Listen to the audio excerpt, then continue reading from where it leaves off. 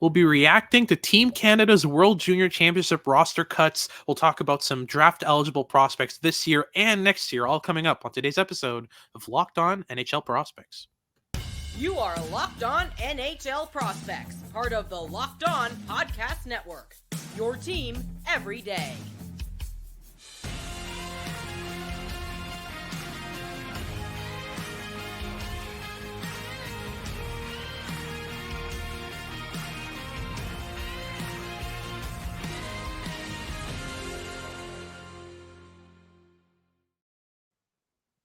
Hello and welcome back to Locked On NHL Prospects, part of the Locked On Podcast Network, your team every day. On this podcast, we break down everything prospects related for you 5 days a week, Monday to Friday. I'm Hadi, joined by Sebastian for a rare late night episode record. And we'll be reacting first and foremost to Team Canada's roster. They made some interesting, baffling, and otherwise really confusing cuts to this roster. We'll kind of react to that and give our thoughts on the players that are there, the players that are not, and what the gap is there skill-wise. In our second segment, we'll talk about a kind of lesser-known draft-eligible prospect in Michael Brandsegg-Nygård, a Norwegian big defensive winger who's going to be playing Division 1A World Junior Championship minutes. It's going to be very interesting. We'll talk about what we can expect from him in terms of points, what we can expect from Norway overall in this tournament, and how that fares for his development. And then in our final segment, we'll talk about possibly the first overall pick of the 2025 NHL draft, who somehow earned the call-up to Team USA's World Juniors, their under 20 World Juniors Championship, as a still 16-year-old, which is very, very rare. The likes of Jack Hughes and Connor McDavid have done this type of thing. So we'll talk about his projections, what to expect from him as well. But before we get into any of that, today's episode is brought to you by FanDuel. With FanDuel, you can make every moment more. Right now, new customers get $150 in bonus bets with any winning $5 moneyline bet. That's $150 if your team wins. Visit FanDuel.com/lockedon to get started. If you're watching on YouTube, as always, make sure to like and subscribe. Leave us a comment letting us know what you want us to talk about next. And if you're listening on your favorite podcasting platform, make sure to make us your first listen of the day. All right, so let's get right into it here.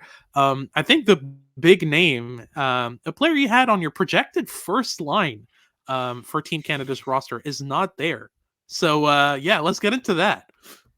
It's very disappointing. Jagger Firkus is one of my absolute favorites. I adore watching him play. I've been a big fan of him since his draft year, and this is his final opportunity to make Team Canada, and it seemed like the perfect year for it to happen. He's at nearly a goal a game in the WHL. He's at nearly 2 points a game in the WHL, and he's like top 5 in both categories in the entire league, and he was cut, which in my estimation is a mistake for Team Canada. I think when you have a player of the caliber of Jagger Firkus, even worst case scenario, as your 13th forward, right? You gotta take it.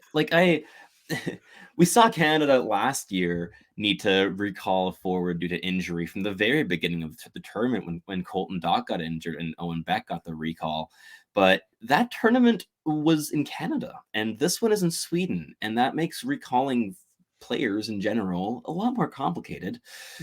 And when you decide to only bring 12 forwards and decide to cut one of the 5 most skilled players you would have had at your disposal for your lineup, at least among forwards.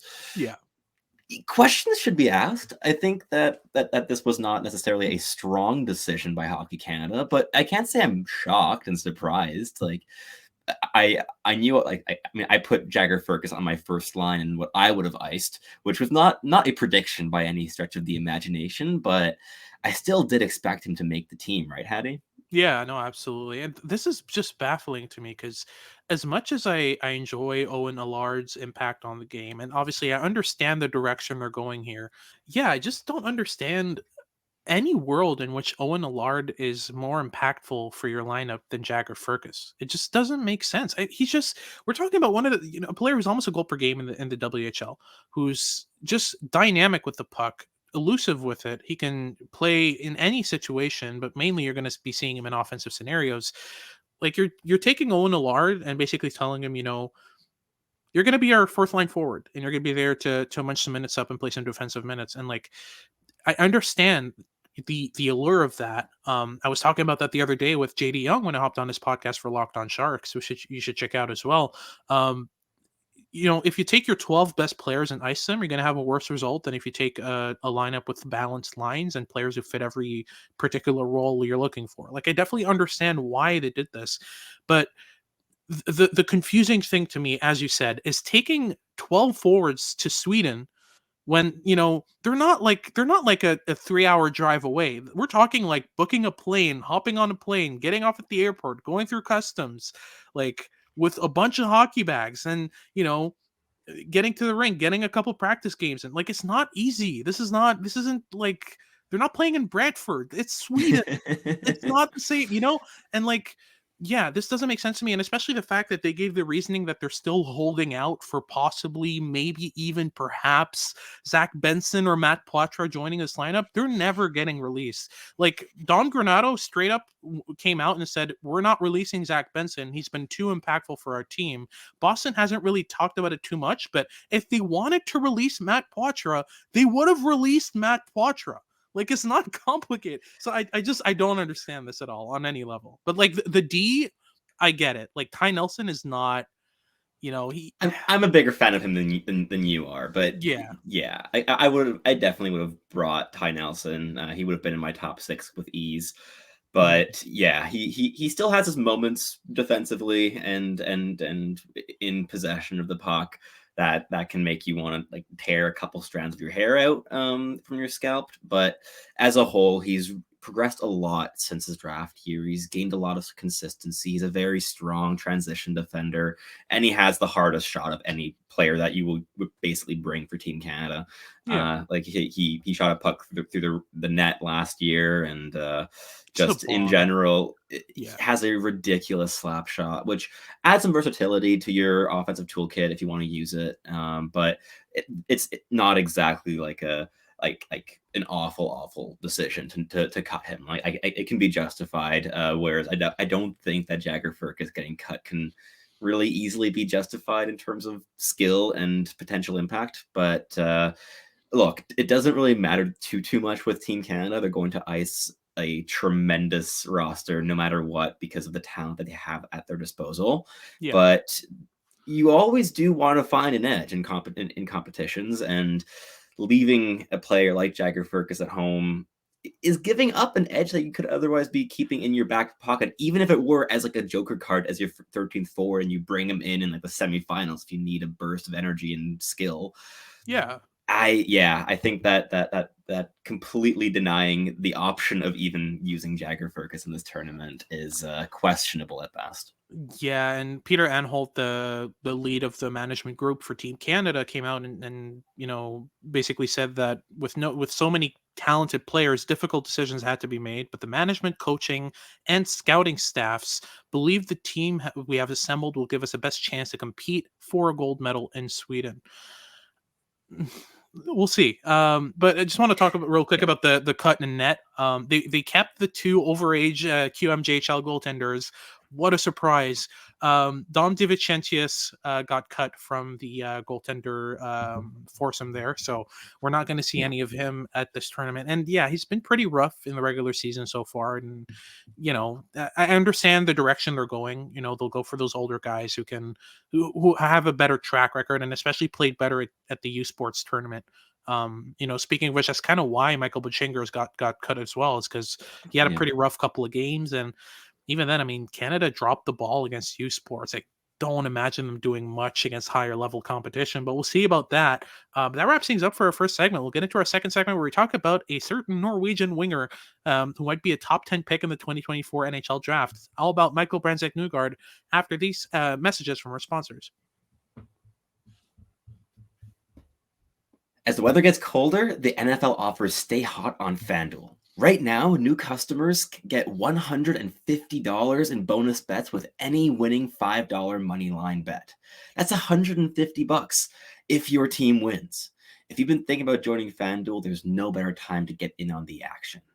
And the app is so easy to use, and you can use your bonus bets on anything, ranging from spreads to player props to over and unders and far more. Whether you want to use those on betting on your favorite team to win the Super Bowl this year, or your least favorite quarterback to throw 3 interceptions the next game, the choice is yours. So visit FanDuel.com/locked on and kick off the NFL season. FanDuel, official partner of the NFL. Alrighty, so moving on to Michael Brandsegg-Nygård, the top draft eligible player for Norway in this upcoming tournament in the World Juniors. I want to get into kind of what you expect from him at this tournament. First, let's talk points projections, because this is tough, especially when you're playing on a team like doesn't really offer the most in terms of support. It's really mainly about how many points do we realistically expect Norway to put up, let alone Michael Brandsegg-Nygård. Like, it's going to be confusing. I think like my guess at this point is that his goal involvement percentage is going to be very high for Norway.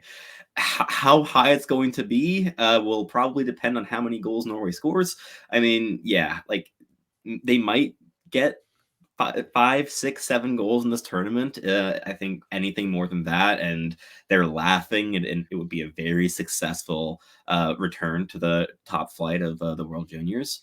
But yeah, I'm gonna go and venture a guess of 4 points, and I think that's relatively optimistic. I think he is the most refined and skilled and talented and dynamic player on the Norwegian roster by a fair margin, and that he will do some fun things. And whether or not he finds the back of the net multiple times or is involved in goals remains to be seen. But I have high expectations for him. I expect him to stand out amongst his level of teammates and hopefully put up some points. I mean, it'd be very entertaining if he were able to. Oh, for sure. And that's the interesting thing with Brandsegg-Nygård is you look at him, you look at his skill set, and you see how he can dominate against players who are his age. He's way ahead of players in his age group in terms of development. His maturity is way beyond his years. I mean, I feel like he could step into a pro role pretty seamlessly.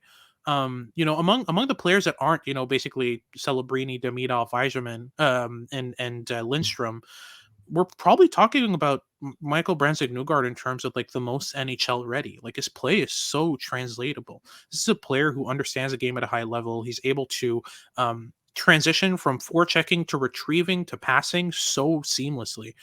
His play along the boards is fantastic. In the defensive zone, he's almost always got his stick in the right lane, almost always doing the right thing. And he anticipates plays. You can see him kind of think ahead and see, okay, where's the next threat? Which is something you usually have to teach in a player like 23. Like it's so interesting to see him kind of go about it. But yeah, I feel like this is going to be a great tournament for him to be able to show, not through the point totals. Because as much as scouts don't admit it, we do look a fair amount at the World Juniors as a kind of benchmark for players. It's not the be all end all, but it's certainly a tournament you look at to see, okay, how does this player do peer on peer? You look at some of the players who, either play above their level or below their level, and the World Juniors are a great opportunity to see them play at their level. Very rarely will you see a player be too good for the World Juniors, unless you're Connor McDavid or et cetera, right? But it's interesting to see players play against their age group. And I feel like this is going to be really beneficial to Brandsegg-Nygård because right now, through 22 games, he's got 6 points with IK Mora and the Allsvenskan, which is exactly the same point per game pace he had last year as a 16, 17-year-old playing in the Allsvenskan for the same team.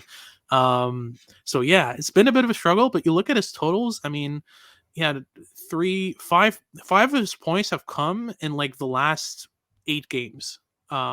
For Mora and the Allsvenskan. So he's picking up, which is exactly what you're looking for. And he needed the bounces. Like it's been hard for him this year, right? It's been hard in terms of production. Yeah. It's been quite easy in terms of everything else from what I've seen so far. Yeah. He looks extremely comfortable at the Allsvenskan level. It's certainly the right league for him to be in. Mm-hmm. And the viewings that I've caught, he's been consistently deployed in a second line role on the top power play with some like PK time in there as well at times. And he's getting like a lot of minutes. Like he's been playing like 14, 15, 16 minutes a night against professional competition this season. And sure, the point production isn't there, but in every viewing I've had, he's been Mora's most skilled, but also creative player. But more than anything, he looks like he's 28 years old on the ice. Like he completely seamlessly fits into that lineup in terms of not standing out as a young player. Yeah, he would not be your first guess of who the youngest player on the team would be at all. And Yeah. It goes from everything that you were mentioning in terms of the defensive strength, but it's also about how quickly he makes decisions when he's pressured. And as you said, he anticipates play well, so it doesn't get himself into tricky situations too often. But when he is under like multivariable pressure, he consistently thinks very quickly, finds a calm and simple solution to the problem, and then goes to progress the play up the ice and gets open, tries to support his line mates. He's extremely proactive. You rarely ever see him being passive on the ice or not knowing what his assignment is, what he should be doing right now. And it makes him a coach's dream, which is why he is being played so much despite the somewhat lackluster point totals. But I really don't have much worry in terms of the point totals getting their way up a little bit as the season progresses. Like, of course, the curve looks good there with how it's been accelerating over the last couple weeks and like last month or so. But he has some excellent tools, and his intelligence is such a strength. He is never afraid of attacking the middle of the ice. He has all the habits that you need to score goals, and he has the tools that you need to score goals and produce and create in general. Not to say that he's a sniper or a massive goal scorer, but in terms of the production that you'd be expecting for a top 6 projection, I'm not too concerned here. And there's a reason that he's been a staple in our top 10 so far at Dauber.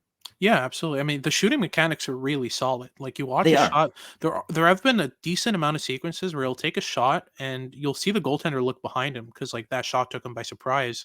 And it hasn't been squeezing in, but you can see how he can develop his shot into something regular at the NHL level. Like, we're talking about a player who, for me, outside of the top 5, is probably the highest percentage chance in terms of likelihood of making the NHL off the bat.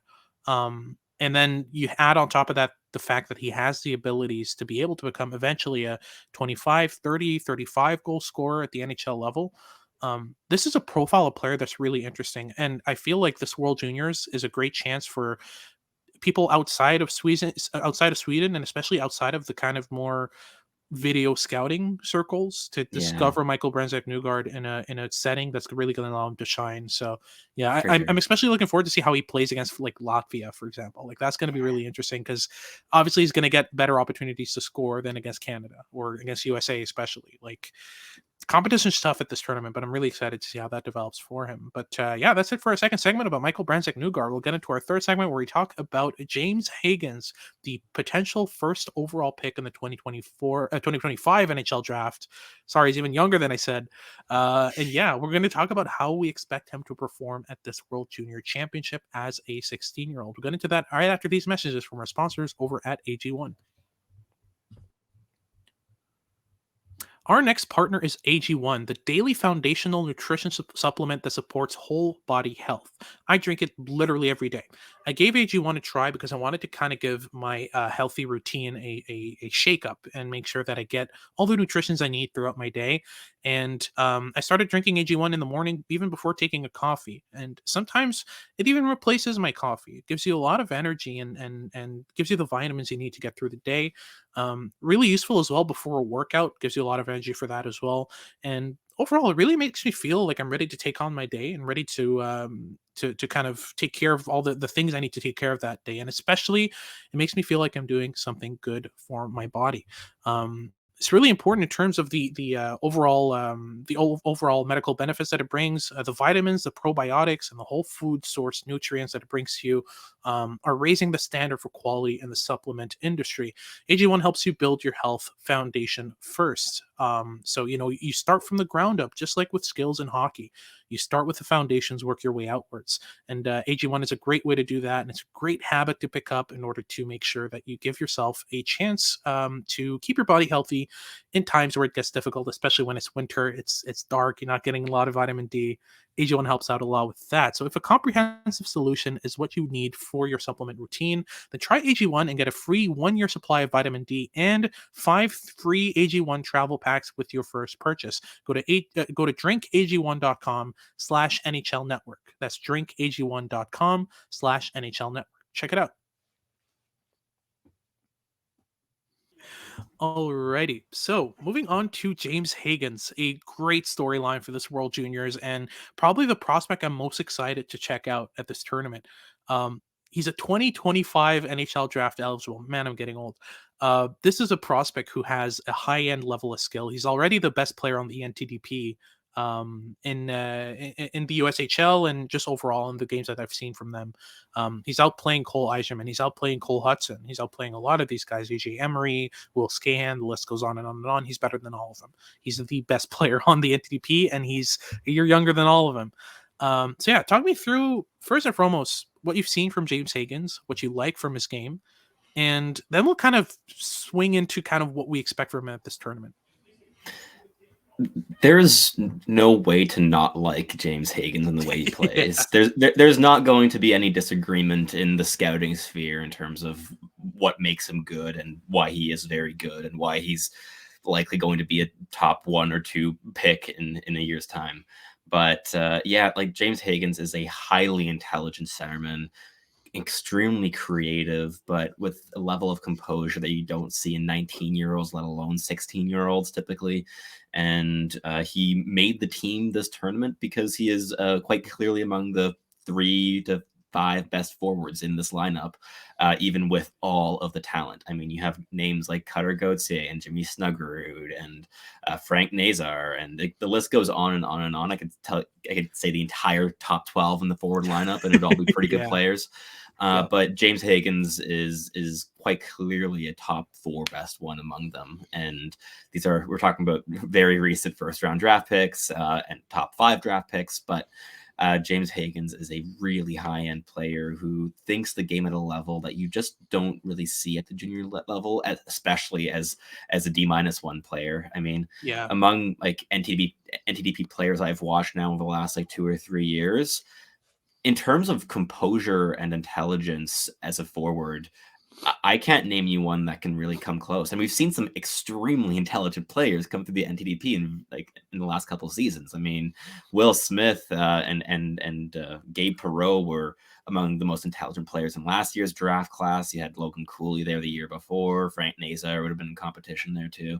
Yeah. But James Hagens blows them all out of the water with how he processes the game. And to go with that high-end processing, he has a ton of really, really great habits. He often drops down low in the defensive zone, supports his teammates in transition. He always knows his assignment. He's often a supporting piece, and when his line mate is under pressure along the wings, he makes himself open in the middle lane, which isn't always easy to do on the North American ice surface, to find that open space in transition when you are the center and you want to be that supporting piece. But he does it with such ease, and overall makes the game of hockey look incredibly easy and straightforward, which you don't usually expect from 16-year-old players. So the fact that he's at this tournament is very exciting. As you said, I don't think there's a player that I'm more excited to watch in this setting than James Hagens, because I think it'll be a good litmus test as to just how excellent he is. Like, we know he's excellent already, but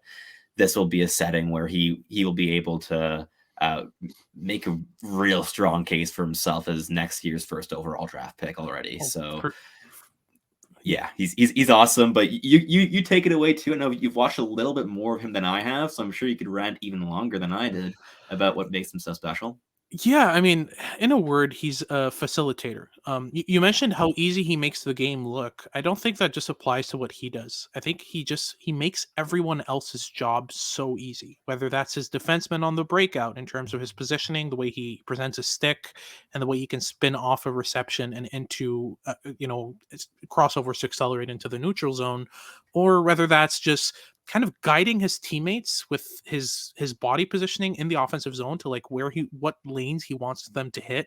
He doesn't even need verbal cues. He just presents his stick in a way that makes it very clear that I'm going to put the puck there and you better go there. And it always works because it's the right spot where his teammate needs to go. He controls and dictates plays so well.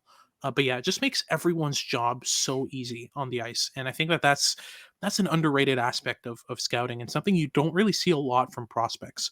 Is just making everyone else's job easier is how you uplift an entire team. It's one thing to be a great individual. We see it with Connor McDavid. Like your job is easy because all you have to do is pass him the puck and he'll do everything. But with James Hagens, it's more like your job's easy because you pass him the puck and you just go where he tells you to with his body positioning, and it's a goal. So it's just, yeah, controlling play like that is ridiculous at his age in the NTDP, and I'm so excited to see him at this tournament. But yeah, what's your projection for Hagens? Are we talking about a top 6 kind of impact? Do you see him as a second liner? I think it's realistic. Yeah, I do as well. I think he'll have to earn that slot. I don't think he's going to be slotted in there from the first game of the tournament, but I don't think it's going to take him very long to ascend up the lineup. But yeah, I think a second line role fits quite nicely. Of the top, I mean, I'm sure the U.S. is going to have one line that they kind of stick with for all of their high level matchups. So I'm Yeah. assuming that will consist of Cutter Gauthier, Jimmy Snuggerud, and Will Smith, or some combination of those guys. Maybe For throw sure. in Ryan Leonard. But I think that you can put. I would love personally to see a second line of James Hagens with like Gabe Perreault and Ryan Leonard. I think Mhm. that could be very entertaining because James Hagens plays the role of facilitator even better than Will Smith does. Yeah. And well, in terms of projection, as of right now, It's debatable, but closer. It's in the debatable, future, but very likely going to be James Hagens. But yeah, exactly. But with the Team USA roster, you really can't go wrong with like how you match the players up. Like, would you have ideal line mates for James Hagens, or does it just not matter that much? I just think it's so important to keep that Will Smith, Gabe Perreault, Ryan Leonard combo a thing. Right? Whether I'd they're love a it first too. line or a second line, or whether it's 1A, 1B, I don't care. I just really like those three together. And they've been together for the longest time and it's worked at every level. So True. why not just keep them together? And Fair. that frees James Hagens up to play with Cutter Gauthier and Jimmy Snuggerud. And I want that so bad. I think That that'd would be a be great combo. beautiful. Oh yeah. Like Snuggerud reads the game well. Cutter Gauthier is a great finisher and a great, understander of the game still. Not to the level of Hagens, but I feel like Gochi's puck skills are going to be uplifted so much by James Hagens' play, especially with Gochi being so good at those wide drives and net cuts and all that. Hagens is a great complement to that, and Snuggerud can be that kind of Swiss Army knife who's doing a bit of everything on that line, with Hagens being the playmaker and Gochi being mainly the net driver finisher type of force. It's going to be really interesting. But I wouldn't be against seeing Will Smith centering the Snuggerud and Gochi line, mainly because he's very Logan Cooley, if that makes sense. He is. Like he's still a great fit because of how good Cooley was as a fit between those two. So however you line this up, I think that's going to be your top 6, and it's going to be a very interesting top 6. And if either one of those 6 isn't working well on a line, you got Rutger McGorty just chilling on the third line. You got Frank Nazar Frank just chilling on the Nazar. third. Yeah, it's just Yeah. this lineup for USA is absurd. I have a hard time not seeing them go to the finals and go and play for the gold medal. Like it's very likely. But yeah, that wraps things up for today's show. Thank you very much for tuning in. If you're watching on YouTube, make sure to like and subscribe. Again, leave us a comment letting us know what you want us to talk about next. If you're listening on your favorite podcasting platform, make sure to make us your first listen of the day. For your second listen of the day, make sure to check out Locked On Sports Today. Got all your news and updates about what's going on around sports.